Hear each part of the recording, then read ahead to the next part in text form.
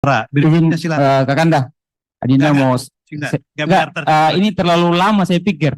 Saya mau sampaikan poin yang paling penting adalah kita bersepakat bahwa bebaskan kawan-kawan kami yang ditangkap. Itu yang pertama. Saya minta di sini pimpinan DPR, ada 3 wakil ketua DPR di sini.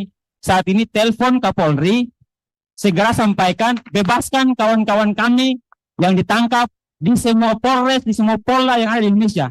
Itu tuntutan yang paling objektif untuk segera dijalankan. Itu mungkin. Karena kita lama-lama di sini, teman kami masih banyak di dalam tahanan. Keluarkan semuanya saat ini.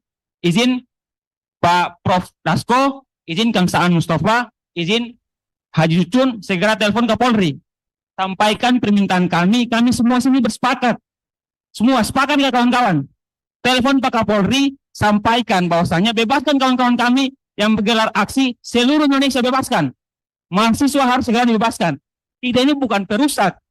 Kita ini bukan pemberontak. Kita ini menyampaikan aspirasi masyarakat dengan benar. Kita tidak ada yang melakukan pembakaran, pengerusakan, tidak ada. Boleh dicek. Silakan dicek di Indonesia, tidak ada. Sehingga sekali lagi dengan hormat kami minta kepada semua pimpinan. Kami minta kepada pimpinan dengan hormat. Detik ini juga telepon Pak Kapolri, segera bebaskan kawan-kawan kami yang masih ditangkap. Baru kita jalankan lagi forum ini. Sepakat ya? Telepon dulu, baru kita lanjutkan forum ini. Karena percuma kita di dalam ini, teman-teman kita kasihan. Orang tua mereka pada resah, pada sedih semuanya. Sementara kita di sini enak di dalam AC. Semuanya telepon saat ini, minta untuk Pak Kapolri bebaskan teman-teman mahasiswa kita yang masih ditangkap. Terima kasih. Bila kita hidayah, wassalamualaikum warahmatullahi wabarakatuh. Biar agak tertib ya. Ini kan mau ngomong juga. Saling menghargai dulu aja. Terima kasih pada kawan-kawan baik dari BEM, dari organisasi kemahasiswaan yang sudah menyampaikan terkait berbagai aspirasi, tuntutan maupun masukan bagi kami di DPR. Nanti saya akan mulai nanti dari Pak Dasko yang akan memberikan tanggapan pertama.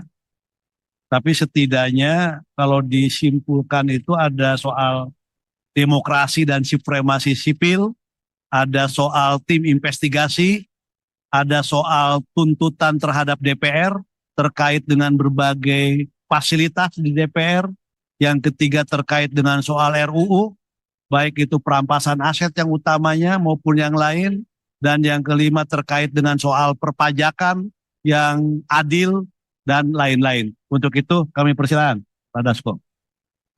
Baik, terima kasih. Pertama-tama saya menyampaikan salam dari Bu Puan Maharani yang pada hari ini berhalangan kepada kawan-kawan semua.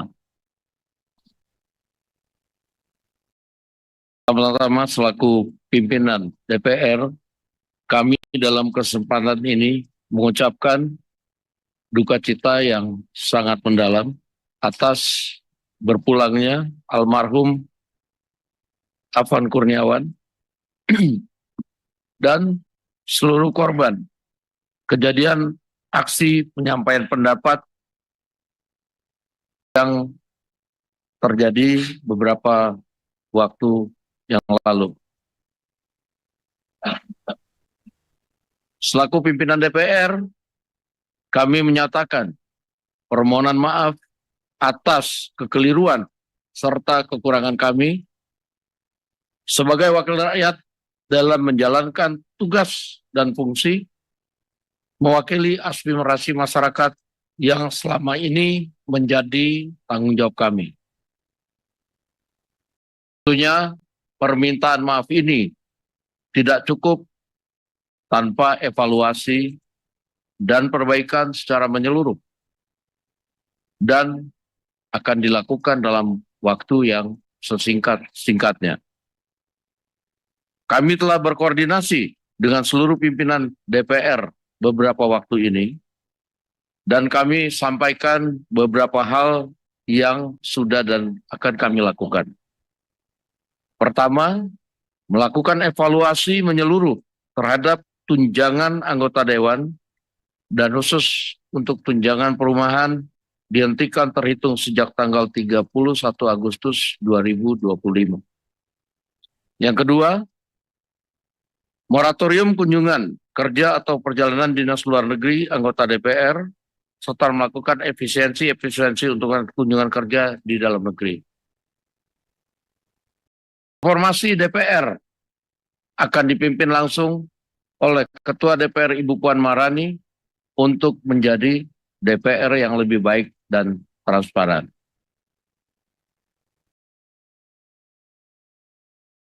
Terusan kami sudah melakukan komunikasi via WhatsApp dengan pihak pemerintah. Kawan-kawan sekalian akan diterima oleh pihak pemerintah besok untuk menyampaikan juga secara langsung, karena ada beberapa hal yang nantinya itu harus dilakukan kerjasama antara DPR dan pemerintah. Seperti tadi membentukan tim investigasi dugaan makar, lalu kemudian soal undang-undang perampasan aset, misalnya kan itu pembuatan undang-undang adalah DPR dan pemerintah, serta tadi tuntutan pengurangan pajak-pajak, serta beberapa hal yang harus memang dilakukan oleh pemerintah dan DPR. Kurang lebih dari saya itu, pertanyaan-pertanyaan lain saya akan berbagi dengan Pak Saan, dengan Pak Cucun, dan sekali lagi kami selaku pimpinan DPR mohon maaf atas kekurangan kami selama ini. Silakan. Yang pertama terkait tuntutan-tuntutan yang bersifat bisa cepat, mungkin nanti Pak Dasko yang terkait dengan soal kawan-kawan teman-teman yang masih ditahan. Ini catat ada aktivis yang demo dan ada perusuh ya. Nah, kami akan memilah nanti, akan berusaha pimpinan dengan Pak Dasko mana yang nanti akan kita coba minta kepada pihak kepolisian dalam Kapolri, mana yang bisa dipercepat untuk dilakukan pembebasan. Jadi untuk keluar dari tahanan. Tentu kita juga akan mendengar juga dari polisi terkait dengan soal pelanggaran apa yang dilakukan oleh mereka. Dan kalau memang itu tidak terlalu ini dan memang murni dia demonstrasi, nanti kita dalam hal ini nanti yang komunikasi Pak Dasko akan minta ini coba untuk pelan-pelan yang bisa dikeluarkan. Ini nanti akan kita komunikasikan secepat mungkin, yang ini pertama. Nah, yang kedua yang terkait dengan soal demokrasi dan supremasi sipil. Dan ini memang harus menjadi komitmen kita bersama. DPR sebagai lambang dari demokrasi dan supremasi sipil, seperti yang Pak Dasko tadi sampaikan, tentu banyak kekurangan. Dan tentu kita sama-sama dengan para mahasiswa, OKP, BEM, civil society, berusaha untuk menjaga agar demokrasi dan supremasi sipil itu tetap tegak. Maka penting juga bagi DPR untuk mendapatkan masukan, kritik, dukungan dari kawan-kawan semua. Tadi Pak Dasko sudah menyampaikan, kita ingin terus berbenah. Kita ingin DPR yang transparan, DPR yang akuntabel, dan profesional ke depan. Supaya apa yang kamu tuntut ya. Jadi ini komitmen kita. Komitmen mahasiswa, komitmen OKP, BEM, dan juga komitmen civil society, dan tentu juga komitmen seluruh anak bangsa. Tentu kita akan jaga. Pak Dasko tadi sudah menegaskan. Nah, yang kedua, yang ketiga, terkait dengan soal tim investigasi atas dugaan, indikasi dari kejadian-kejadian yang selama ini ada indikasi, bahkan Presiden sudah menyampaikan kepada publik tanggal 31 Agustus yang lalu bahwa apa yang terjadi beberapa hari yang lalu ada indikasi adanya makar, bahkan menjurus kepada terorisme. Nah, karena itu apa yang dituntut oleh kawan-kawan semua terkait pembentukan tim investigasi akan indikasi adanya makar yang independen, tentu DPR akan menyampaikan kepada pemerintah. akan mengomunikasikan kepada pemerintah agar ini bisa dilakukan secepatnya yang independen, agar apa yang kejadian beberapa hari yang lalu tidak terulangi ke depan. Makanya penting untuk tuntutan soal tim investigasi ini. Jadi nanti akan disampaikan karena ini menjadi kewenangan dari pemerintah ya pada saya. Walaupun DPR tetap berkepentingan untuk mendorong itu. Nah, yang keempat terkait dengan soal DPR. Tadi kawan-kawan menyatakan bahwa salah satu sumber pemicu atas ini semua adalah DPR salah satunya. Tadi komitmen untuk membenahi DPR, memperbaiki DPR, mengevaluasi DPR, itu sudah menjadi komitmen bersama.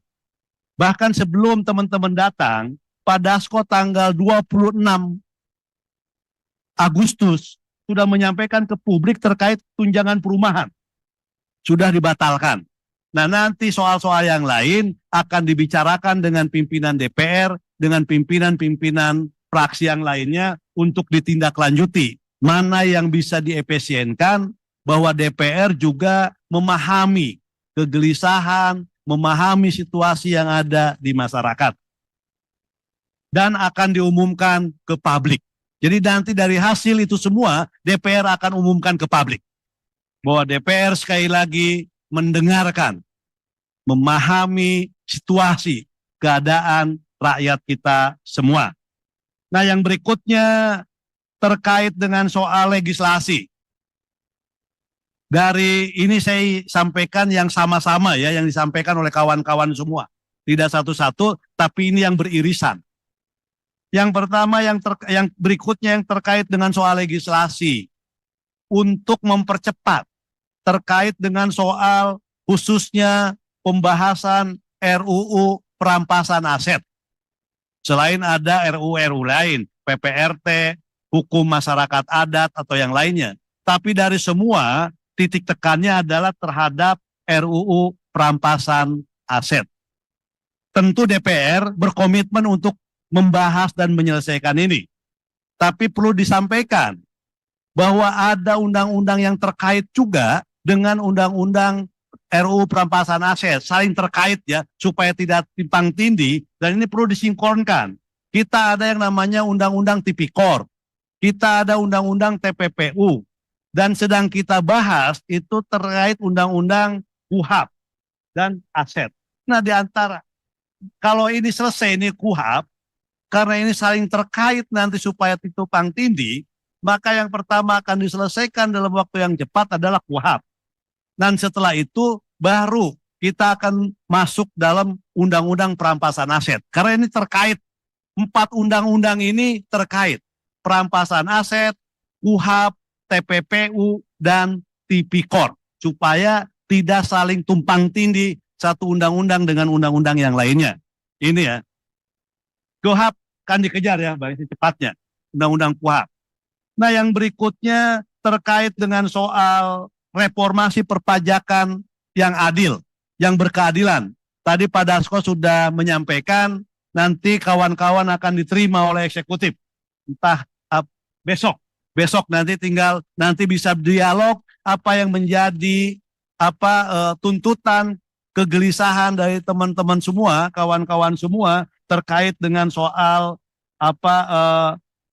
perpajakan, soal lain-lain BUMN itu nanti disampaikan.